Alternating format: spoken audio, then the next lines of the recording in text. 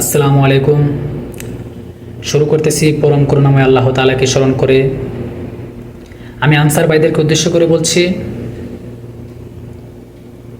আমাদের এই সরকার ছাত্র জনতার সরকার। আমাদের এই সরকার আমাদের রক্ত ও ত্যাগের বিনিময়ে গঠিত হয়েছে। তারা আমাদের সকল দাবি দাওয়া মেনে নেবে। নতুন সরকার গঠিত হয়েছে, তাদের রাষ্ট্র পরিচালনার কোনো অভিজ্ঞতা নেই, কাজেই তাদেরকে কিছুদিন সময় দিতে হবে। তাই আপনাদের প্রতি আমার অনুরোধ, আপনারা আগামী 1 মাস আল্লাহর রস্তে কোনো দাবি দাওয়া নিয়ে রাস্তায় আন্দোলন করবেন না।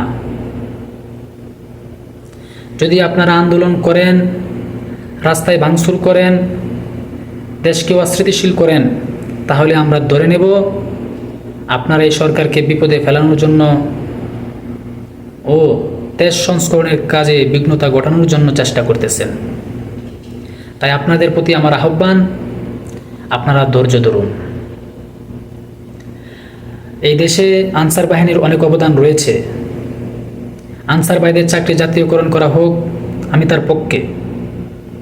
কিন্তু আপনারা যেই পথটি অবলম্বন করেছেন সেটি অনৈতিক। আপনারা সচিবালয় ঘেরাও করে এই নতুন সরকারের উপদেষ্টাদেরকে জিম্মি করে আপনারা আপনাদের দাবি দেওয়া আদায় করার চেষ্টা করেছেন। আমরা তাতে সমর্থন করি না। আপনারা আগামী 1 মাস পরে আপনারা আপনাদের দাবি দেওয়া নিয়ে আসুন। প্রয়োজন হলে আপনাদের সাথে আমরাও রাস্তায় নামব। প্রয়োজনে উপদেষ্টাদের সঙ্গে কথা বলবো।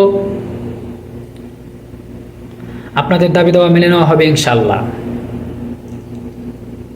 আরেকটি বিষয় লক্ষ্য করে দেখুন, এই সরকার ক্ষমতা হাতে নিতে না নিতেই দেশের পূর্বাঞ্চলের জেলাগুলি বন্যায় প্লাবিত হয়েছে।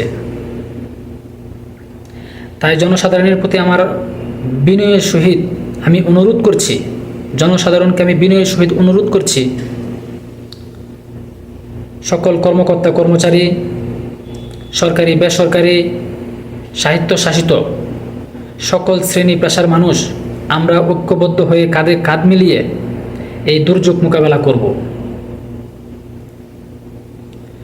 এই দুর্যোগ মোকাবেলা করব এবং প্রশাসনকে কাজ করার সুযোগ দেব।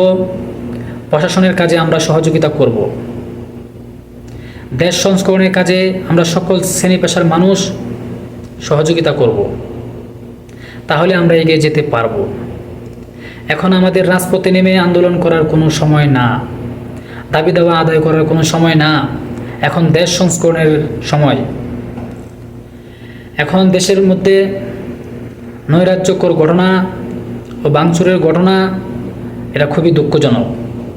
তাই জনসাধারণকে আমি আহ্বান করছি, আপনারা সবাই ঐক্যবদ্ধ হয়ে এই সরকারকে নির্বিঘ্নভাবে নিরপেক্ষিতভাবে কাজ করার সুযোগ দিন। তাহলে আমরা এগিয়ে যেতে পারব। আর যদি না আমরা আমাদের নিজের চিন্তা করি, দেশে বিশৃঙ্খলা সৃষ্টি করি, দাবি আদায়ের নামে নৈরাজ্যকর ঘটনা সৃষ্টি করি, তাহলে শান্তি আসবে না।